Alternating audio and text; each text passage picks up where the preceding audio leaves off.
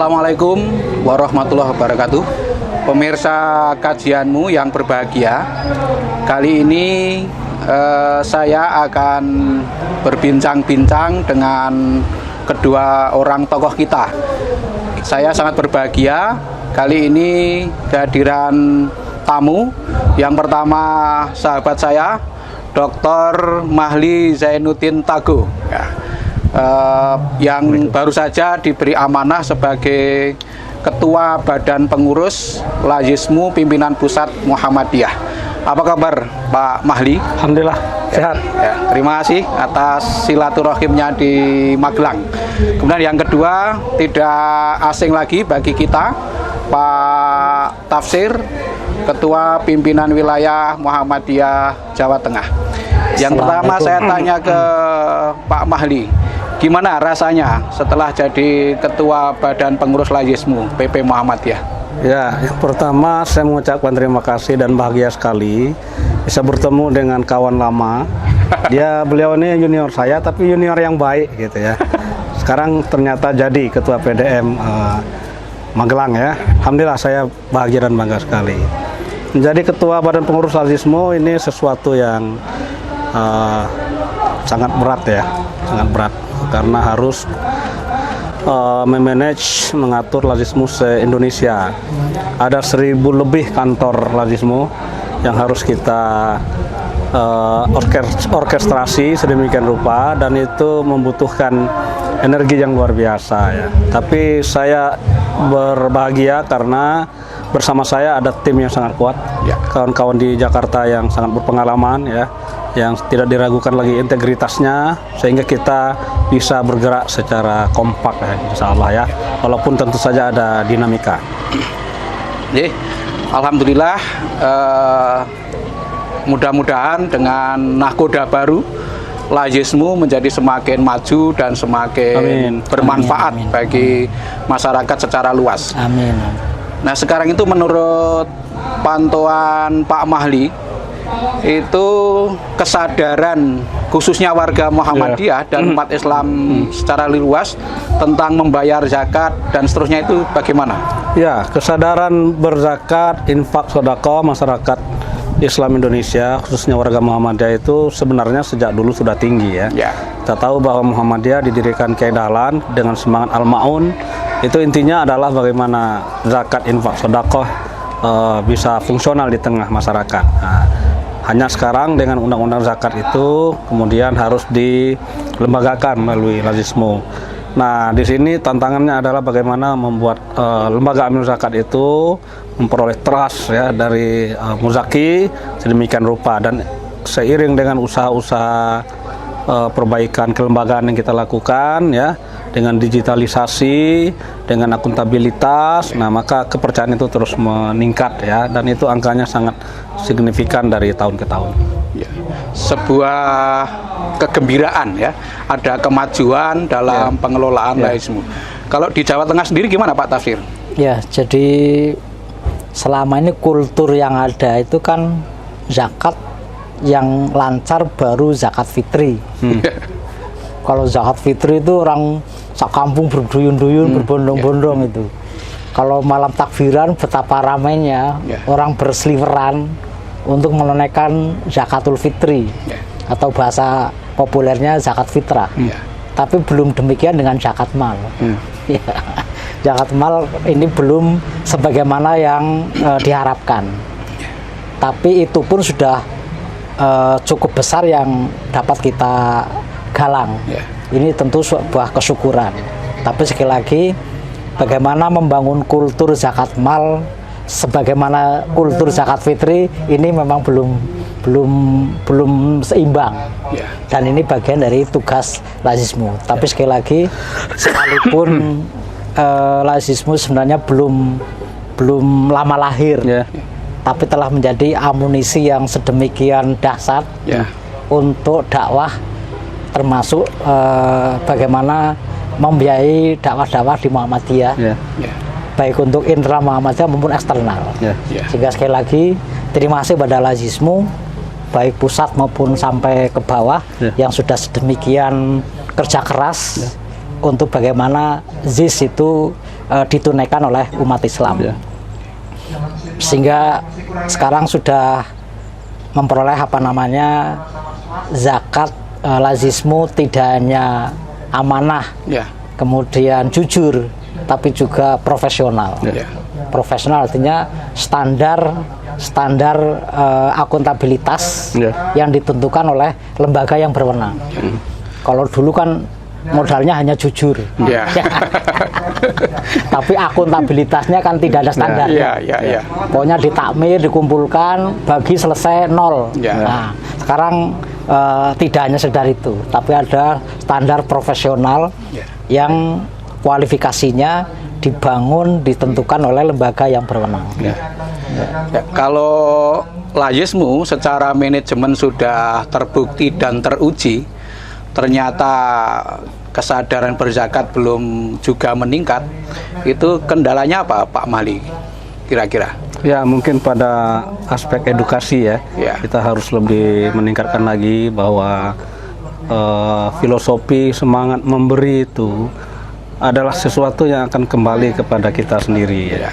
Bahwa berbagi itu bukan berarti mengurangi, tapi justru akan kembali dalam bentuk yang lebih besar.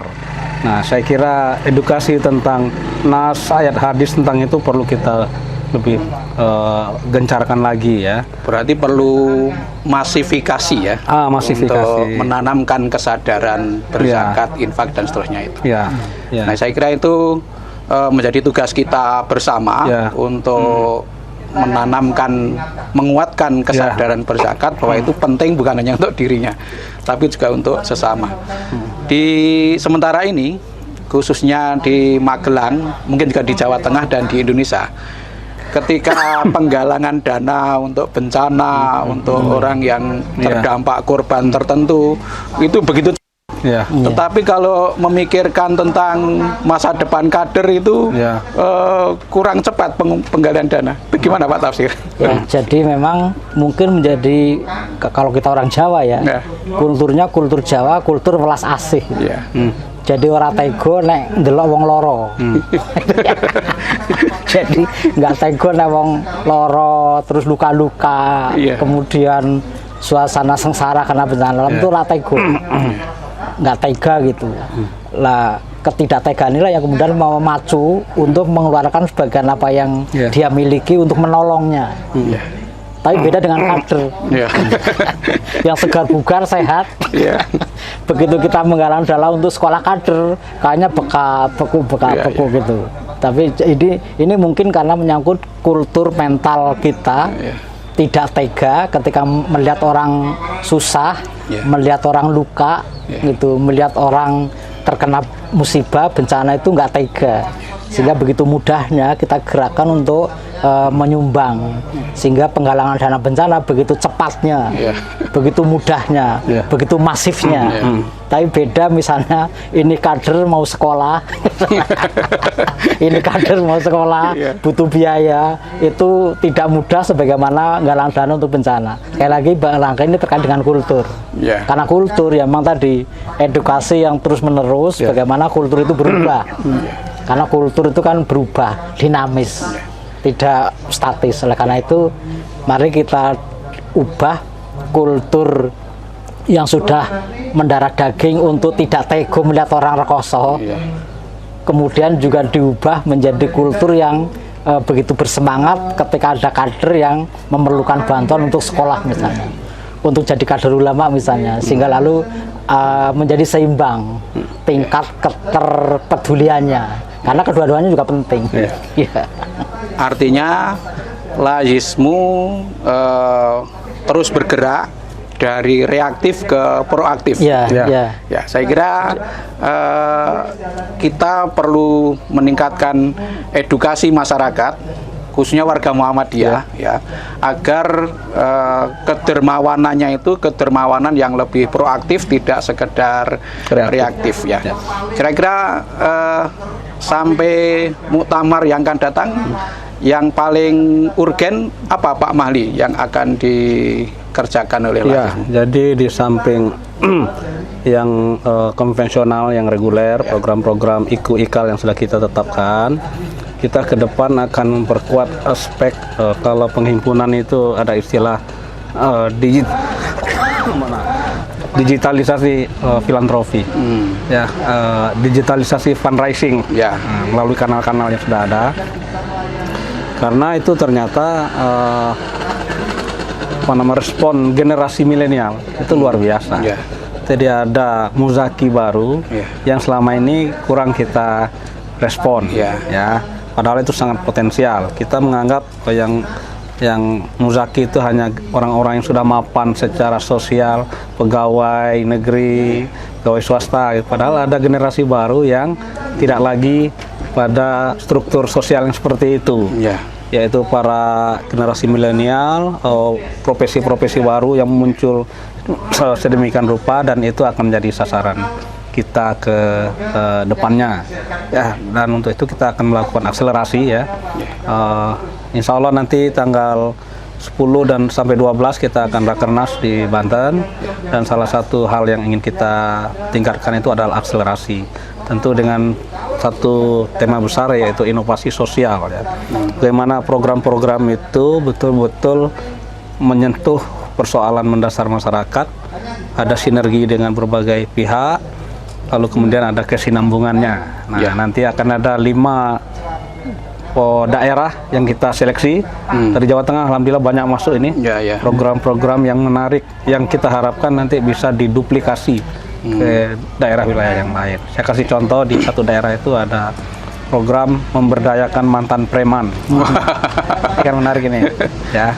Nah, itu nanti tentu preman kan ada di mana-mana ini. Nah, itu bisa belajar dari program tersebut.